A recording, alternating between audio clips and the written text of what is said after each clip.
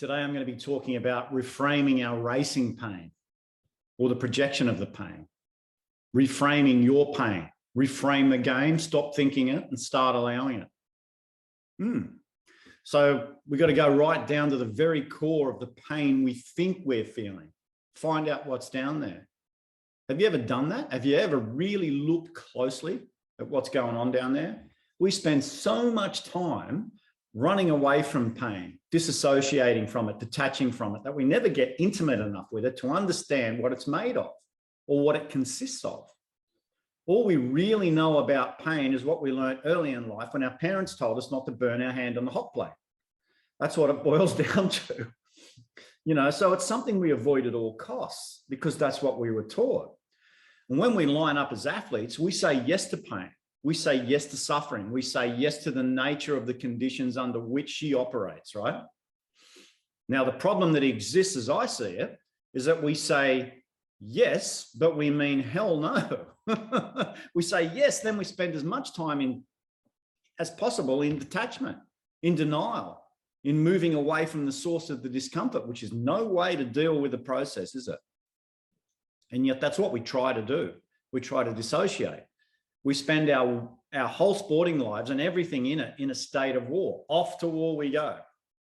That's the party line. How many times have I heard an athlete say, I'm going into battle? And the problem is, it's not the battle, it's where the battle takes place. That's the key. If the battle takes place in your head against yourself, then you've lost before you've even started. And I think it was Sun Tzu in The Art of War that said, he who enters the battlefield calm and centered and in a state of acceptance will surely win out against he who enters the field in a state of anxiety. War requires presence and acceptance, even that kind of war. So it's a metaphor for what we go into when we go to race. And with the Ironman races coming up, I think it's a good time to touch on it, right? One needs an inner stillness or in a state of stillness in order to wield his or her sword effectively without fear of death. And the only way to be free of death is to be still inwardly. And sport is like war in that way. It's not an act of detachment, it's an act of acceptance. You sign up for it, you invite it. So when the swords start flying, it's pointless to want to detach from it because you get your head cut off. In war, that inner resistance to what's happening or is happening will get you killed. And in sport, it defeats you before the course gets the chance to, or the weather conditions get a chance to, or your competitors get a chance to. So what are we going to do? Well, when the pain and the suffering starts coming, as it does, especially in Ironman, make the simple choice to simply accept what's happening. Move towards it, not away from it. Practice in training, getting to the very core of your discomfort and find out what it's made of. Find out what it feels like. What's its energetic signature? What does it say about it? Not what your head says about it. And the voice that your parents told you not to burn the hot plate, your hand on the hot plate. You don't want that playing in your head either, because that voice is still telling you to avoid it, to move away from it.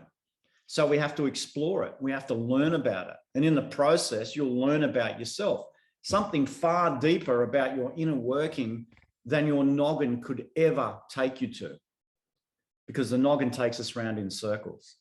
The noggin wants to move us away. And the incredible thing about human consciousness is that when it is directed acutely at something, it gets inside it, it penetrates it. And we get the sense that consciousness is the key source. And we get that sense because that's exactly right. The course is where it takes place, but consciousness is both the source and the witness to what is happening within the race. That's your true identity, not the conglomerate of thought, the programmed thought, and all this stuff that happens externally. The key source to your place in the race is your state of consciousness. And when you disassociate from consciousness, you're disassociating from your own power and your own ability to deal with your own pain and suffering. You're cutting yourself off at the knees. So make no mistake, to accept your suffering, you have to do it consciously. It's not a thought, it's a state of being. It's a state that you move into, right? It's the practice is to get inside the nature of the discomfort, find out the ways in which you resist it, the ways in which you move away from it, right? And then take the practice of getting right to the core of the pain, drill right down through the center of the discomfort and the pain with your conscious focus. And you find out that the pointed arrow of your consciousness is a form of acceptance of the highest power. Whatever you pour it onto, it transmutes it, changes it. You change yourself because you're being honest with yourself and authentic. And all of a sudden, the part of you that thinks it's in pain is somehow also transformed, because the energy cannot be destroyed. It can only be transformed. I think it was Einstein that said that. And it's so true, because it's a metaphor for our athletic journey, especially these types of races. And we don't realize we have this power because we don't explore it. You know, next time you jam your finger in the door, stop dancing and jumping up and down and go straight to the core of it. Put your focus right into the center, and you'll find that the pain moves. All of a sudden, there's a movement, and it's fascinating, right? Because we think it's in the one spot until we really pay attention. And this is pure acceptance. That's what's brought to you by the power of your own state of consciousness. It's always been there. We forget this because we're living under the tyranny of a mind that is nothing more than a jumbled bunch of mental projections, ideas, and beliefs, concepts. And that's okay too. But we want to get to the core of being able to deal with pain. We have to go deeper than the mind. And as you line up for this most epic of adventures that we call Iron Man, take this most potent weapon into the field of play, and instead of detaching from it, start inviting it, accept it, get inside it.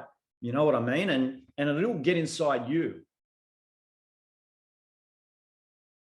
And the negative outcome will cease to be.